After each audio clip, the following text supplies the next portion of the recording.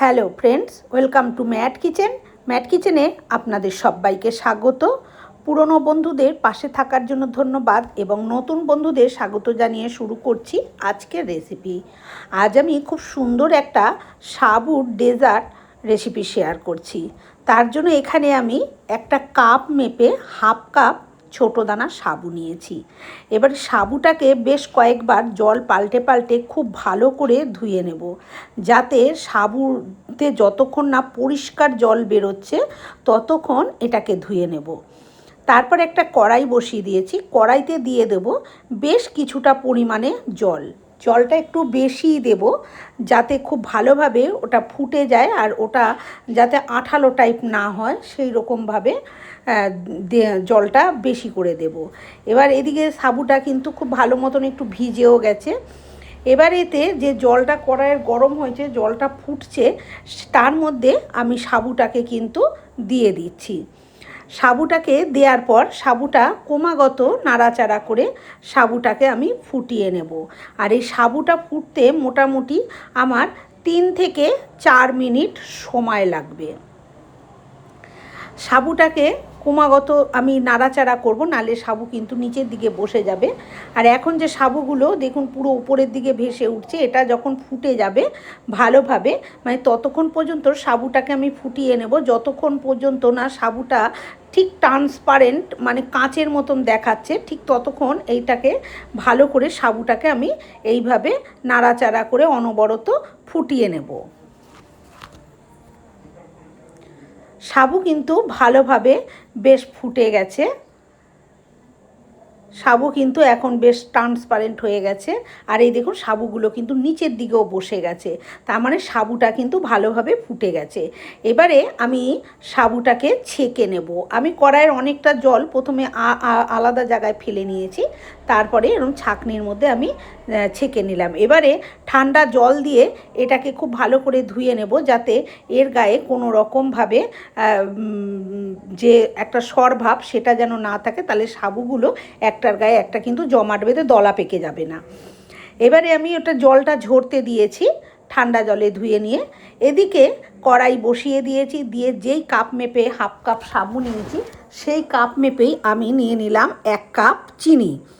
আর চিনির মধ্যে আমি 2 চামচ জল দিয়েছি, যেহেতু আমি সিলভারের কড়াইতে করছি মানে অ্যালুমিনিয়ামের কড়াইতে, তাই আমি 2 চামচ জল দিয়েছি এখানে। যদি এটা ননস্টিকের কড়াই হয় তাহলে কিন্তু জলটা না দিলেও চলবে।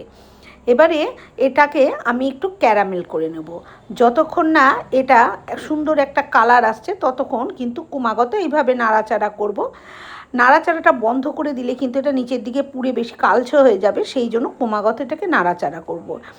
এটা কিন্তু কালারটা হয়ে গেছে, এবারে আমি নামিয়ে নেব। কড়াইটা গরম থাকা অবস্থাতেই কালারটা কিন্তু আরও সুন্দর এসে যাবে। আর যদি আর একটু জাল দিতে যাই তাহলে কিন্তু এটা কালো হয়ে যাবে, কালো হয়ে গেলে কিন্তু এটা খেতে ভালো লাগবে না। যাই হোক, আমি এরকম একটা কেক টিন নিয়েছি, নিয়ে যে ক্যারামেলটা করেছি সেটা এর মধ্যে আমি ঢেলে নিলাম। এবার খুব তাড়াতাড়ি এটাকে হাত দিয়ে এইভাবে একটু নাড়িয়ে 4-5টা ছড়িয়ে দিতে হবে, নাহলে এটা আবার কিন্তু জমাট বেঁধে যেতে পারে। এবারে হয়ে গেছে, এবার ওটা ঠান্ডা হোক, ততক্ষণে আমি এখানে সাবুটা তৈরি করে নিই। তার জন্য এখানে গ্যাসটা ধরাইনি, শুধু কড়াইটা বসিয়ে দিয়েছি। এবারে এখানে আমি সেই কাপ মেপেই, যেই কাপ মেপে আমি সাবু নিয়েছিলাম সেই কাপ মেপেই আমি এখানে নিয়ে নিচ্ছি 2 কাপ দুধ। এখানে আমি 500 দুধ, সেই 500 দুধকে জাল দিয়ে পুরো অর্ধেক করে নিয়েছি, সেই অর্ধেকে এটা 2 কাপ হয়েছে। আর দিয়ে দিলাম হাফ কাপ মতন সেই কাপ মেপেই চিনি। চিনিটা নিজেরা যে যেরকম পছন্দ করবেন সেই হিসেবে দেবেন। আর এই দেখুন সাবুর মধ্যে কিন্তু এখন আর জল নেই, সেই সাবুটাও কিন্তু আমি এই দুধের মধ্যে অ্যাড করে দিচ্ছি।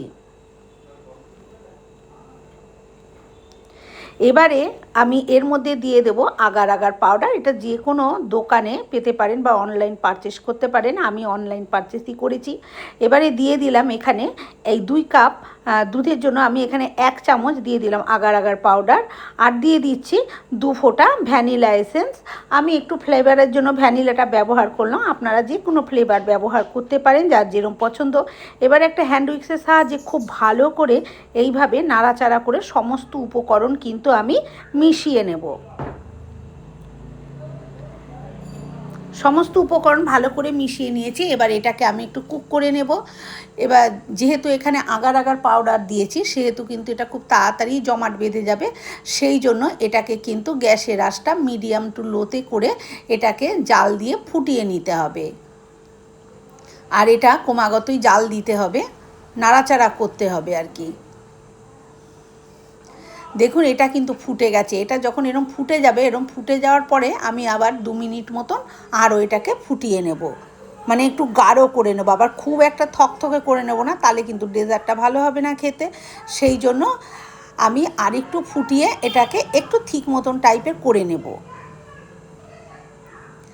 আগার আগার পাউডার দেওয়ার পর যখন ফুটে উঠবে তারপরে আর 2 থেকে আড়াই মিনিট এটাকে জাল দিলেই কিন্তু এটা ডেজার্টটা তৈরি করার জন্য একদম রেডি হয়ে যাবে। এই যে দেখুন এটা কিন্তু ফুটে গেছে, এবারে এটা রেডি হয়ে গেছে।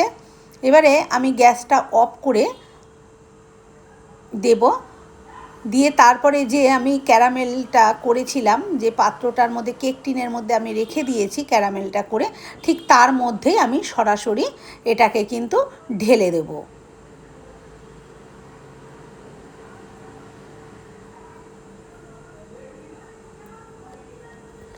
সম্পূর্ণটা আমি এইভাবে ঢেলে দিলাম। এবার এটাকে আমি প্রথমে ঠান্ডা করব, তারপরে আমি 1 থেকে 1.5 ঘন্টা ফ্রিজে রেখে তারপরে আমি বার করে নিয়ে আসবো। আমি ফ্রিজ থেকে 1 ঘন্টা পর বার করে নিয়ে এসেছি। দেখুন এটা কত সুন্দর কিন্তু জমে গেছে। আমার হাতে একটু নাড়া লেগেছে বলে ওই সাইডে বেরিয়ে এসেছে। এবারে ছুরি দিয়ে সাইডটা একটু ছাড়িয়ে দিয়ে একটা প্লেটের মধ্যে এইভাবে আমি উবুর করে দিলাম। দেখুন কত সুন্দর এটা বেরিয়ে এসেছে আর কত সুন্দর কালার হয়েছে।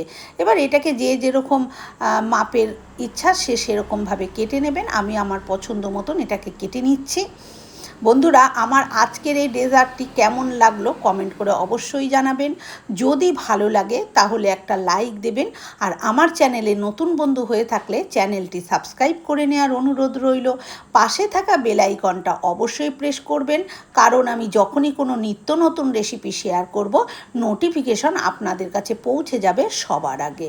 এবারে দেখুন আমি একটা ছুরি দিয়ে, এই ছুরিটায় আমার একদম ধার নেই সেই জন্য একটু অসুবিধা হচ্ছে, আর ছুরিটা হচ্ছে কাটা কাটা, সেই জন্য আমি এরকমভাবে টুকরো করে নিলাম। এটা অনেকটা বড় বলে আমি প্রথমে এদিক থেকে চওড়া করে একটু কেটে নিলাম, তারপরে আমি সরু সরু কাটলাম। সে কাটাটা নিজেরা নিজেদের পছন্দ মতন কেটে নেবেন, যে যেরকম পছন্দ করবেন সে সেরকমভাবে কেটে নেবেন। আর যে ক্যারামেলটা আমার বাটির মধ্যে থেকে গেছে কেক টিনে, সেটাও আমি কিন্তু ওপরে ঢেলে দেবো। দেখুন কত সুন্দর হয়েছে। ভালো থাকবেন।